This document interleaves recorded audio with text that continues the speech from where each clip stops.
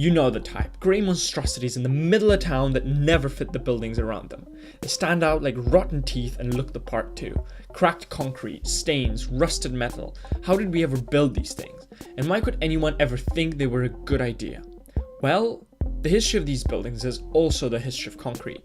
And these were built at the time as a monument to the future. But why? What was the reasoning?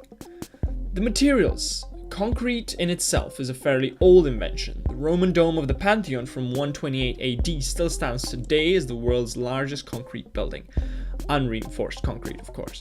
But reinforced concrete, that is with metal support structures inside the walls of the building, is a recent innovation. And that is how these structures began. The first reinforced concrete bridge was built in 1889, and not long after, the great projects of the 20th century used this newfangled invention. Government buildings in the US, such as the Pentagon, the Hoover Dam. In Western Europe, you have the Trellick Towers, Preston's bus station terminal, as well as the Central Post Pyramid in Hamburg. The size, the sheer blockiness of these buildings might offend our senses, but it's out there, it's overwhelming perhaps. But they were cheap and long-lasting. Concrete has one of the longest service durations of any material. If anything, the fact that so many concrete buildings that we still have to complain about them, they're still usable. That is a testament to their functionality. And it was that cheapness and functionality that led to the greatest experiment in the history of architecture. Let's go with communism for a second. It's quite a fascinating situation because communist governments went through a rapid program of industrialization and urbanization, meaning they moved a lot of people from villages to towns and they needed housing. And concrete came to the rescue. In the Soviet Union, this gave rise to Khrushchevka, style of buildings fit for residential purposes but with tiny living quarters.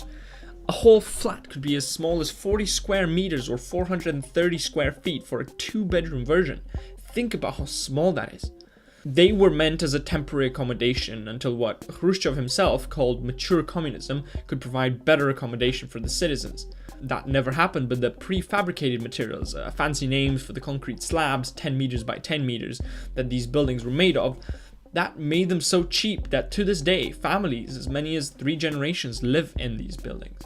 In fact, myself, I can't think of any other more longer lasting symbol of communism than the uniformity, the uniform rows and columns of grey blocks stretching into the distance. Perhaps it's this uniformity that matched so well the ideology of these countries. But more likely, they were cheap and they did the job.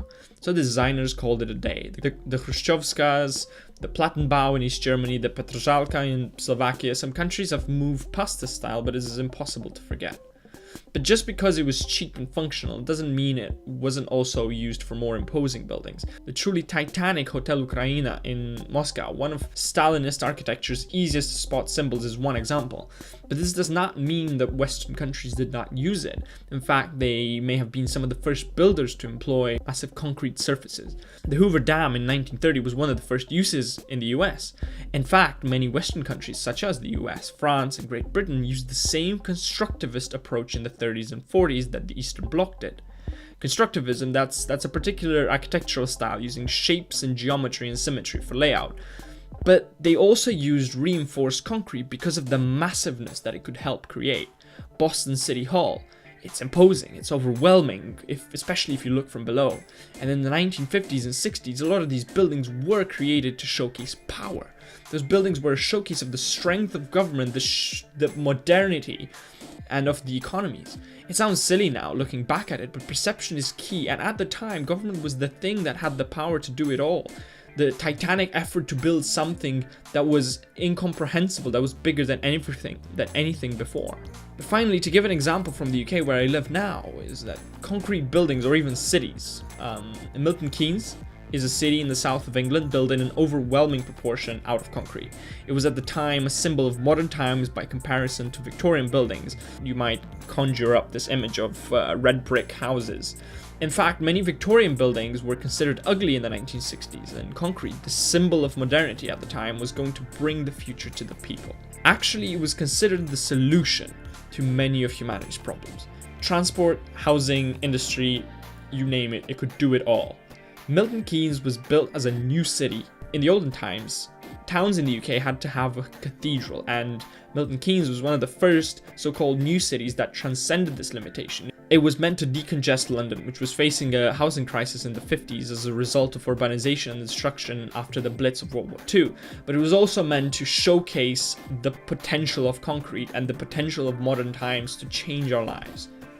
So here we are. We live among such monuments to a different time. A time when the simplicity of grey buildings and their clear-cut geometric shapes could brave the winds of change and change the world and bring the world to the future. This is in contrast to the meticulous and detail-driven layout of buildings before. Who knows? Maybe we'll come to a time again when simplicity and cookie-cutter buildings are the symbol of the future. But I hope we can at least appreciate the past and how functionality, low cost, and a desire to project power created the cities we live in today. Because 20 years from now, some smartass with too much time on his hands might be looking at the buildings of 2000 and 2010 and criticizing how they're all too complicated and what that meant back then. As always, I hope you found this video useful. Please drop a thumbs up below if you liked it, a comment, or subscribe if you loved it. See you next time. Ciao.